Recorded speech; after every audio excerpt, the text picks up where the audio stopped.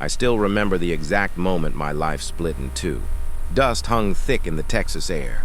Cattle shifting nervously behind me. $40,000 worth of Black Angus packed tight in the trailer. I had been on the road since before sunrise. Muscles sore, coffee gone cold, just trying to get home before the heat hit hard.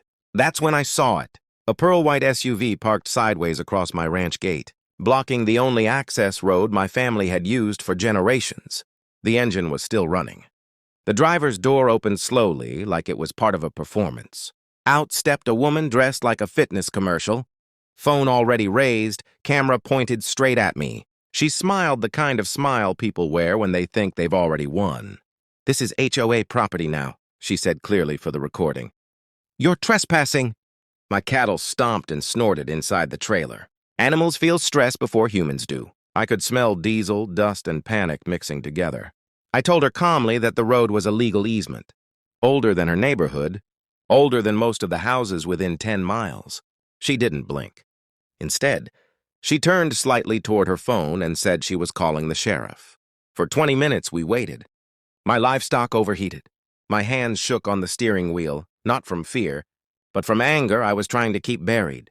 She stood there confidently, pacing, narrating her version of events like she was the star of a reality show. In her world, I wasn't a rancher trying to get home. I was a problem that needed removing. When the sirens finally echoed down the road, her posture changed. Shoulders back, chin up. This was the moment she'd been waiting for. The sheriff stepped out, calm and professional, and asked what was going on. She spoke first, fast and loud, accusing me of trespassing, harassment, refusing to follow community rules. Then the sheriff turned to me. I handed him my identification, including my federal credentials. He looked down, then back up at me, then back at her. Everything changed in that silence. The confidence drained from her face, just a little, but enough that I noticed. She didn't know it yet, but she had just crossed a line far bigger than a blocked gate. She hadn't just challenged a rancher on his own land. She had picked a fight with someone who understood records, documentation, and systems she never bothered to read. As the cattle shifted behind me and the dust slowly settled, I realized this wasn't just about a road anymore. This was about control, about power, and about how far some people will go when they believe rules exist only for others. That morning, standing at my own gate, I didn't know how long the fight would last. I didn't know how ugly it would become. But I knew one thing for certain. She had no idea who she had just tried to run over. My name is Garrett Sullivan, and I'm something you don't see much anymore. A third-generation rancher trying to keep family land alive in a world that keeps shrinking around it. 340 acres of Texas hill country my grandfather carved out with his own hands. Back when this place was cedar, limestone, and wild hogs. Every fence post, every water trough, every road had a story behind it. 2 years before the gate incident, I buried my wife, Sarah. Cancer doesn't care about land, legacy, or promises. After that, it was just me and my daughter Emma, doing our best to keep the ranch running while life kept moving forward, whether we were ready or not. I worked days as a federal agricultural inspector, nights and weekends as a rancher. It wasn't glamorous, but it kept food on the table and the land in our family. The morning everything started, I noticed the bulldozers across the fence line. The south pasture. 80 acres we'd sold years earlier to help cover medical bills and keep the rest of the ranch intact. I wasn't bitter about the development. Progress happens. People need homes. The original developer was respectful. He honored every agreement, especially the easement road my grandfather had legally protected back in 1952. That road mattered. It wasn't just dirt and gravel. It was access to our back acreage, to water sources, to cattle routes we'd used for decades. The easement was written into every deed, every survey, every legal document tied to that land. Permanent, non-negotiable. Then the development changed hands. That's when Beth Ann arrived. She showed up with manicured confidence, a clipboard, and big ideas about community standards. Within months, she was HOA president, promising residents she'd protect property values at all costs. What that really meant became clear fast. Complaints about roosters crowing at dawn, demands that I change century-old fencing because it wasn't aesthetically aligned. Emails accusing my cattle of being disruptive. At first, I tried to ignore it. Ranchers learn early that most storms blow over if you don't chase them. But Beth Ann didn't stop. She studied maps, dug through documents. And one day, she discovered the easement. That's when the tone shifted. Cars started appearing near the gate, parked just wrong enough to make hauling equipment a nightmare. Decorative rocks appeared along the road, narrowing the passage inch by inch. Landscaping upgrades, she called them. To me, it looked like someone slowly closing a door they didn't own. I kept records, photos, dates, times, not because I wanted a fight, but because I'd learned something working for the federal government. People who plan to take something usually leave a paper trail before they do it. Emma noticed the tension before I said anything.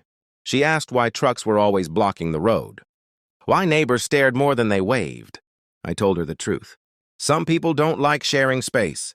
The real trouble didn't start all at once. It crept in slowly, like someone tightening a fence wire one twist at a time, hoping you wouldn't notice until it snapped. At first, it was just inconvenience. A sedan parked too close to the easement.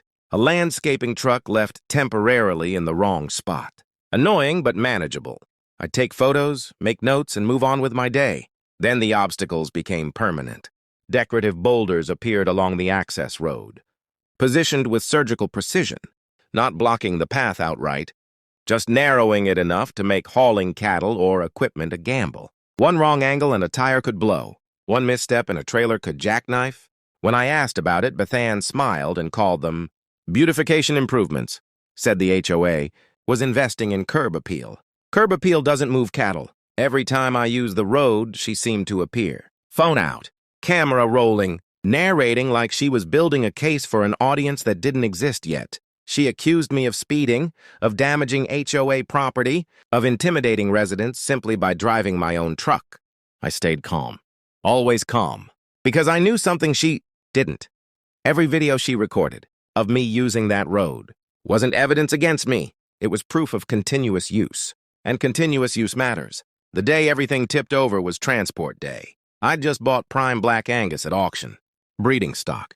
The future of the ranch. Emma's college fund tied up in hooves and hide. When I pulled up to the gate and saw her SUV parked sideways across it, something in my chest went cold. Not fear, calculation. She stood there in designer workout clothes, phone up, confidence overflowing.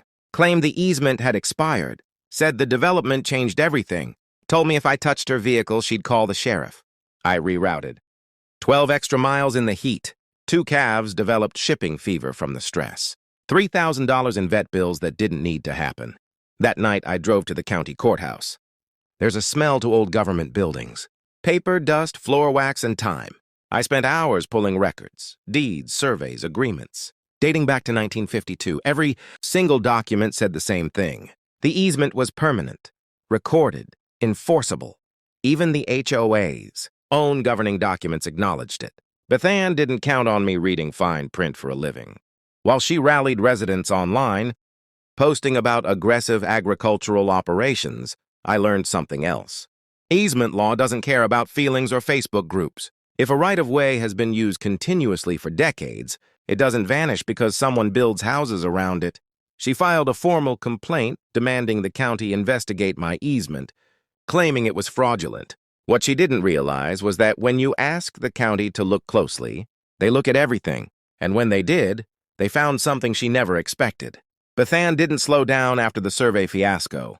She escalated. And that's when I realized this was no longer just about a road or an easement. It was about control, and she wasn't used to losing it. Within days, she filed a formal demand that I pay for a private survey to prove my access rights. $4,500 out of my pocket, she said, or the HOA would pursue legal action for ongoing trespassing. She spoke with authority, like someone who had already decided the outcome. What she didn't know was that I'd already seen everything she was pretending didn't exist. Every deed, every map, every clause written in careful cursive, decades before she ever stepped foot in Texas.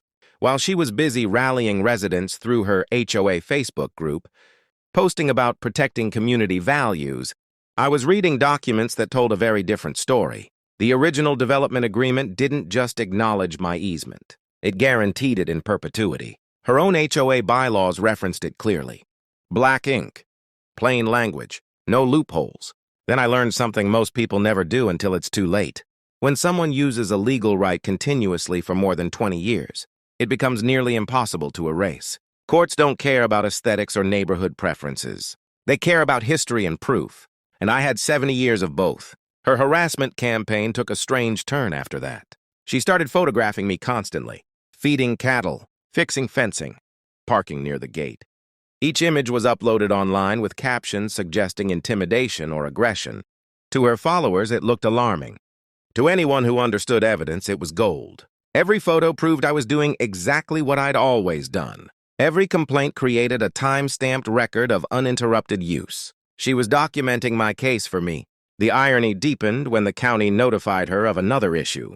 By demanding repeated investigations, she'd triggered a broader zoning review of the entire development. Turns out the HOA had converted common areas into private parking without permits, retroactive fees, threats of occupancy violations. Suddenly, officials weren't asking questions about my ranch. They were asking questions about her leadership.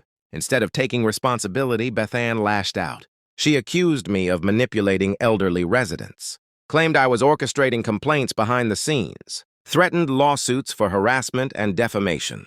Her anger wasn't strategic anymore. It was emotional, reckless. Late one evening, I sat on my porch reviewing the stack of documents spread across the table. Old surveys, new letters, printed screenshots of her posts. Emma brought out 2 glasses of sweet tea and sat beside me. She asked why someone would work so hard to hurt people they didn't even know. I told her the truth. Some people confuse power with purpose. When they lose one, they panic and grab for the other. The gate was blocked at sunrise. Not just closed, blocked. Heavy steel chain, brand new lock, and bright orange cones lined up like a warning. Someone had gone out of their way to make a statement. And standing 10 feet from my truck, arms crossed like she'd won something, was Beth Ann. She didn't even pretend to negotiate. "This access is no longer authorized," she said calmly. "You've been trespassing on HOA property for years." Before I could respond, red and blue lights reflected off the chrome of my bumper. A sheriff's cruiser rolled in slow, tires crunching gravel. Beth Ann smiled, the kind of smile meant for an audience. She'd already called them. Her story was polished, rehearsed. She told the deputy I'd been aggressive, that I'd threatened board members, that she feared for community safety. Each sentence landed heavier than the last. Accusations like that don't need proof to cause damage. They just need to sound confident. The deputy turned to me, hand resting near his belt, and asked for my side. I said as little as possible. I explained that I was accessing my grandfather's ranch through a documented easement, established decades ago. I mentioned that all disputes were under review and that I was cooperating fully. Nothing emotional. Nothing reactive. Beth Ann looked irritated. Silence wasn't what she wanted. She wanted a scene. When the deputy asked for documentation, she waved it off. "We'll provide it later," she said. "But for now, he needs to leave." That's when the tone shifted. The deputy explained something Beth Ann clearly hadn't expected. Blocking access to an established easement could be considered unlawful interference, especially when agricultural operations were involved, especially when livestock care was time-sensitive. He asked her who authorized the lock. She pointed at herself. Her confidence cracked just slightly. The deputy took photos of the lock. The cones! The posted HOA notice taped crookedly to the gate. Then he asked if anyone had touched my property or vehicle during installation. Beth Ann hesitated. That pause mattered. The report he filed wasn't the one she wanted. By noon, her version of events was already unraveling online. Residents were sharing cell phone videos of the confrontation. Someone posted a clip of Beth Ann directing a contractor to install the lock the night before. Another showed her laughing about finally stopping the ranch traffic. What she didn't know was that false reports involving law enforcement don't disappear. They create records. And when they involve repeated complaints against the same individual, they raise flags. By evening, she escalated again. She filed an official police report accusing me of making physical threats that never happened, claimed I'd used language that no one could verify, claimed witnesses that didn't exist. But my cameras had been running the entire time. Every word, every movement, every second. Something heavier. The first thing people get wrong about situations like this is thinking the loudest person is the most dangerous. They're not. The dangerous ones are quiet, methodical, patient.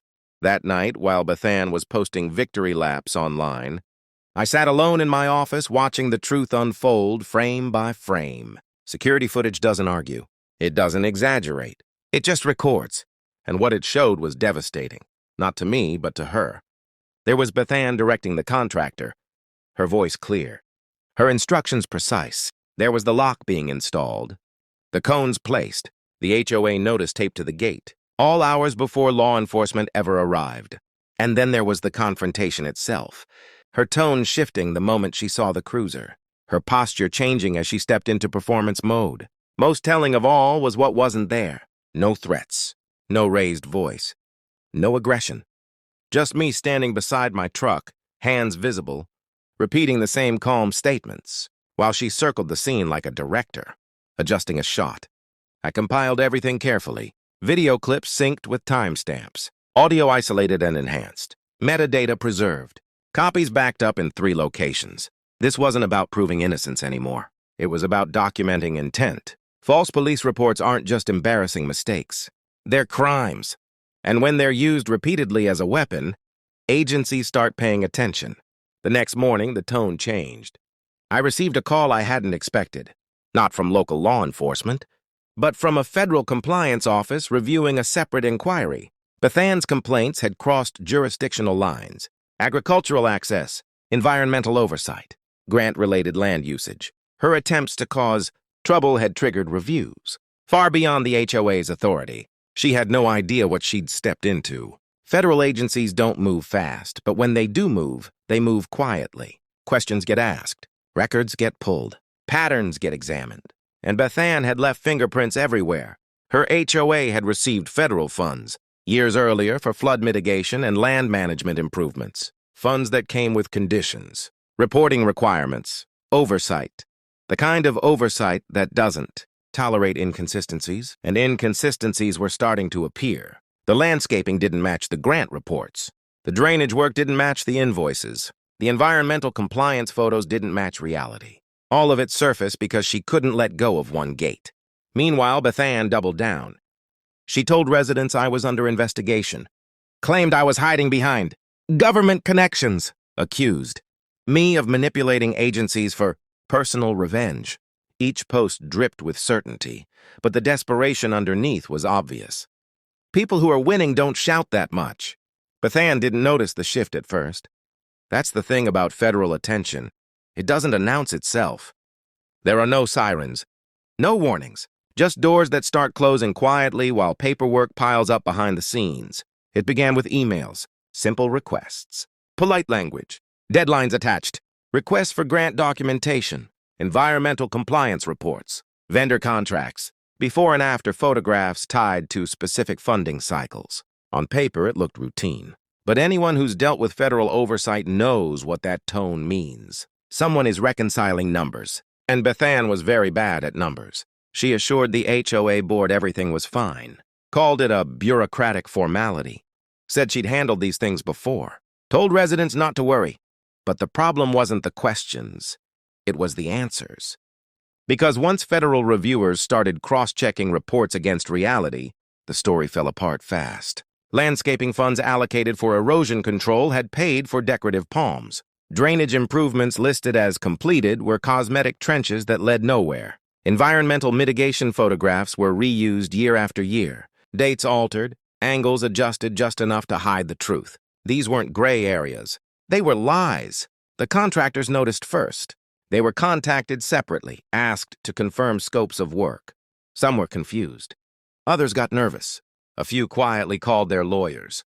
When multiple vendors tell different versions of the same project, investigators don't guess, they subpoena. Bethan panicked. Emergency HOA meetings were called with no agendas. Board members were pressured to approve retroactive corrections. Landscaping. Crews were rushed in to replace plants overnight. Drainage systems were hastily modified without permits. Receipts were backdated. Emails were deleted. Every move made things worse. Because modifying federally funded projects without approval isn't damage control. It's a violation.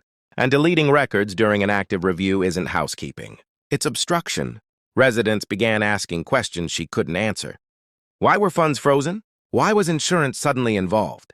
Why were agents requesting individual board signatures? Beth Ann snapped at anyone who pushed back, accusing them of disloyalty, fear-mongering, or siding with me. That's when the community started to fracture.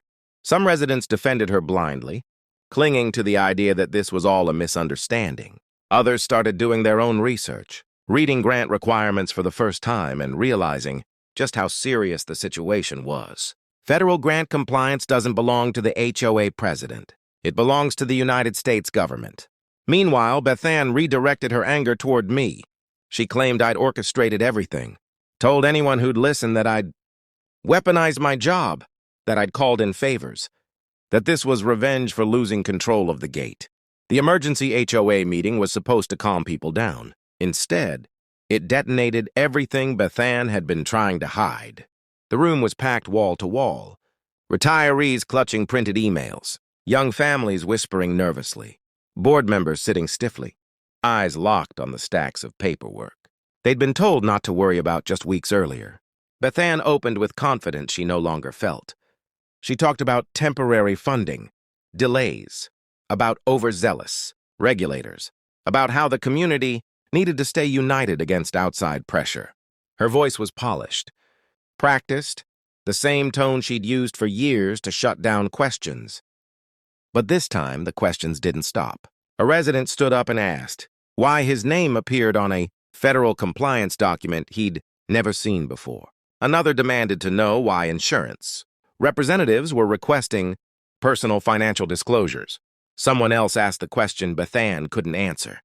If this is routine, why are we being told we might be personally liable? That word, liable, changed everything. Beth Ann's control cracked.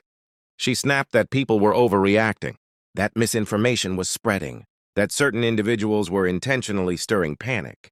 Her eyes drifted toward the back of the room, toward me, and the accusation became clear without my name ever being spoken.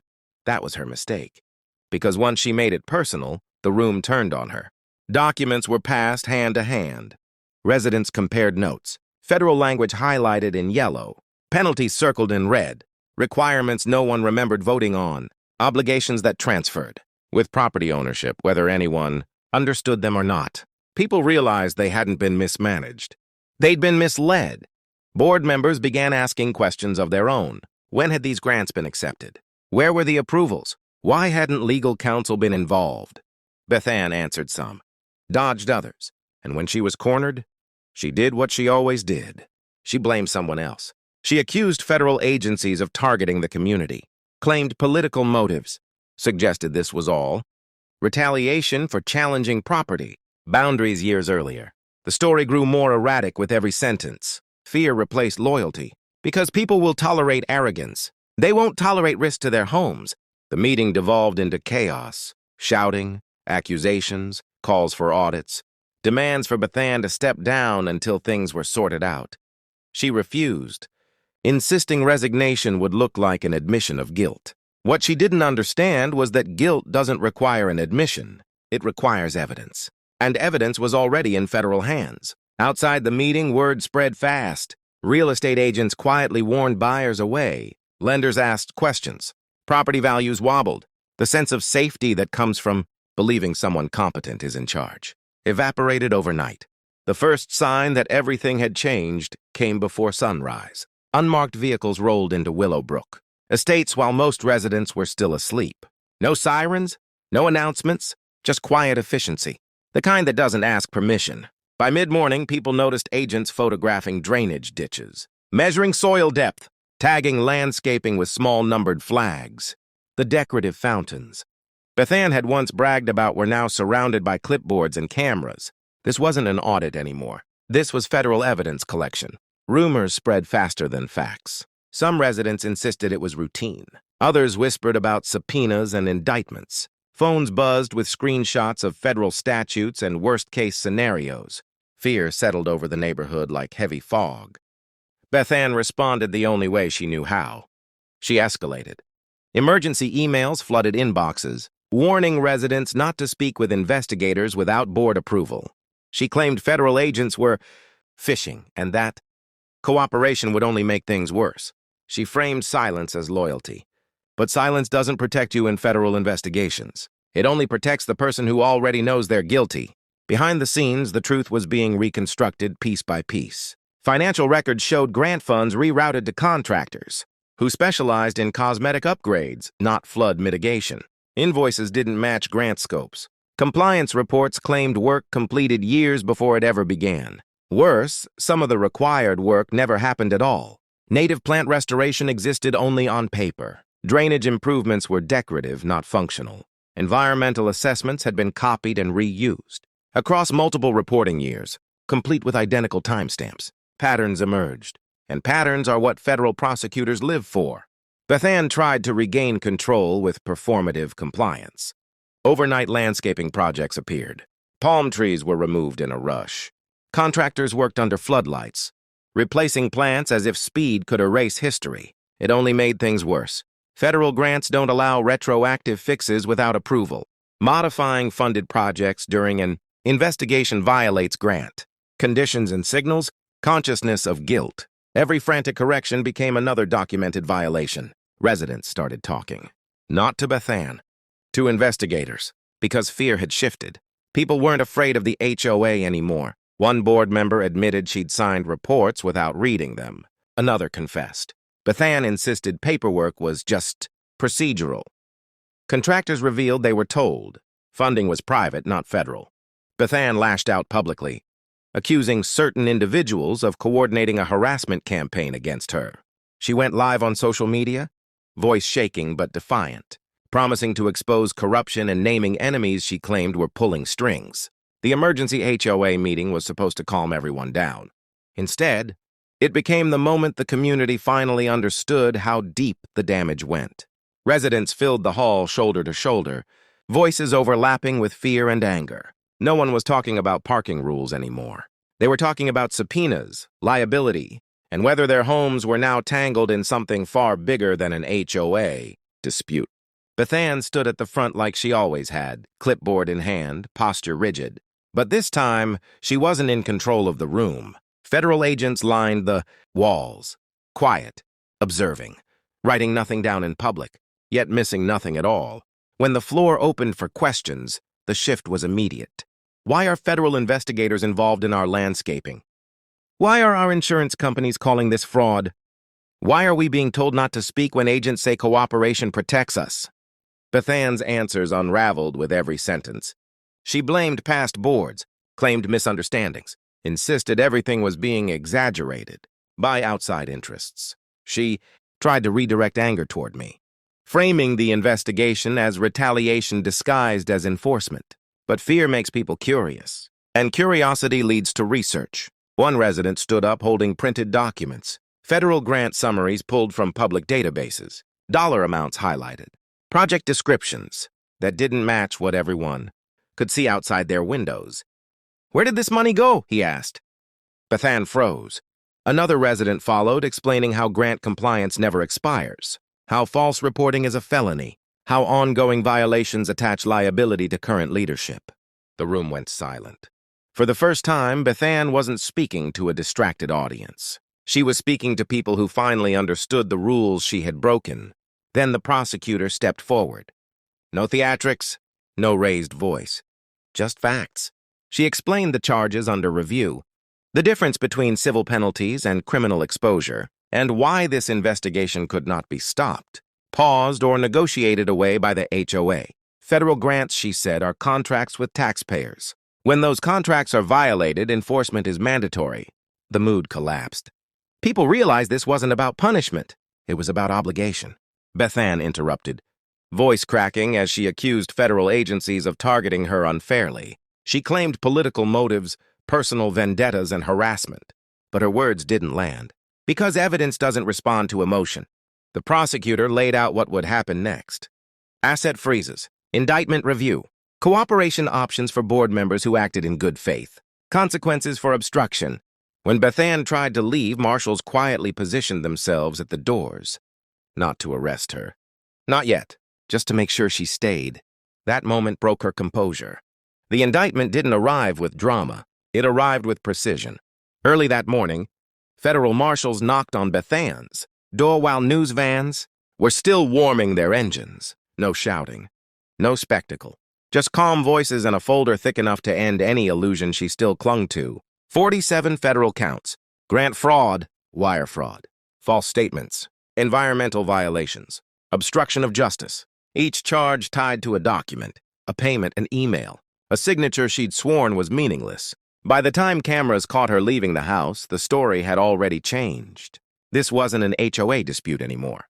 This was a federal prosecution with mandatory sentencing guidelines and no room for spin. Inside the courthouse, the atmosphere was clinical. Fluorescent lights, polished floors, a system designed to strip emotion from decision-making. Beth Ann sat at the defense table, flanked by attorneys who looked far less confident than she did just weeks earlier. The prosecutor spoke first. She didn't attack Beth Ann's character. She didn't mention neighborhood drama. She spoke only about contracts, obligations, and evidence. Federal grants are not suggestions, she explained. They are legally binding agreements. When funds are accepted, compliance is not optional. The judge listened. Because judges don't care about excuses. They care about proof. Beth Ann tried to speak when allowed. She framed herself as misunderstood, claimed she trusted professionals, insisted she never intended harm. But intent had already been established through actions, not words. False reports filed year after year. Emergency landscaping meant to hide violations. Destroyed records. Manufactured accusations against a federal employee. Patterns don't lie. The bail decision came quickly. Limited release. Travel restrictions. Financial oversight. No access to HOA funds. No contact with witnesses. Outside, microphones waited. Beth Ann's statement to the press collapsed into accusations and blame. She named conspiracies, claimed persecution, promised to fight. But the cameras caught something else: fear. Because for the first time, she wasn't facing neighbors or board members. She was facing a system that doesn't negotiate with ego. Back in the community, the impact was immediate. HOA accounts frozen, interim management installed, insurance carriers reassessing coverage, residents receiving letters explaining their rights and protections. People who had once been silent began speaking openly, not out of anger, out of relief. The threat was gone. The manipulation exposed, the power broken. For me, the moment wasn't triumphant. It was quiet. Sitting on the porch as evening settled over the pasture, listening to cattle shift in the distance, the land was calm again. Justice didn't feel loud. It felt steady. Beth Ann had believed authority came from control. She was wrong. Real authority comes from accountability. 6 months later, the noise was gone. No cameras, no sirens. No HOA emails marked urgent, just the steady rhythm of ranch life returning to normal.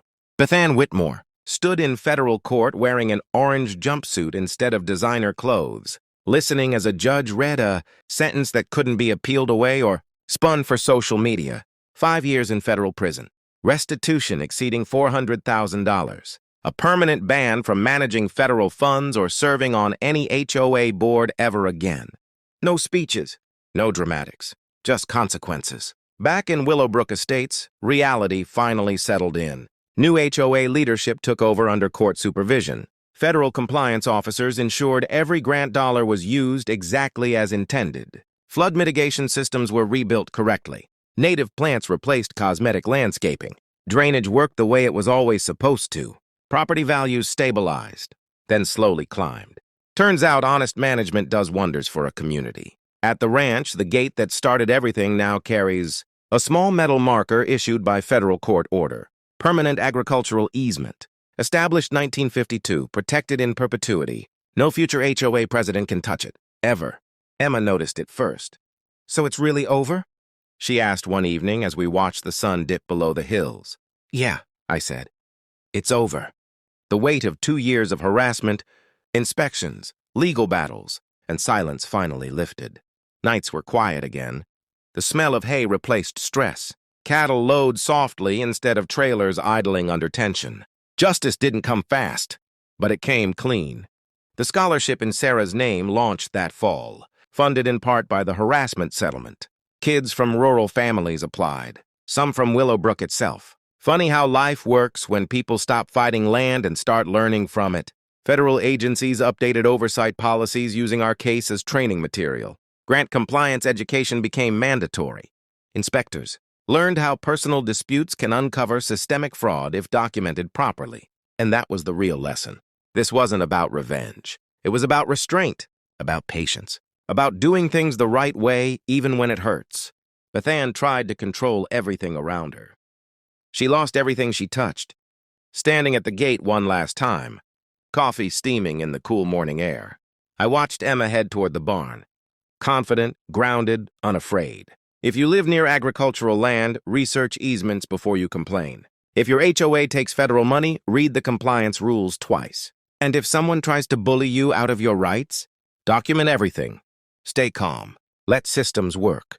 Because sometimes justice doesn't just win, it lasts. Drop your craziest HOA story in the comments. Like, subscribe, and stay tuned for the next tale, where another HOA. Karen learns the hard way that authority without law always collapses. End.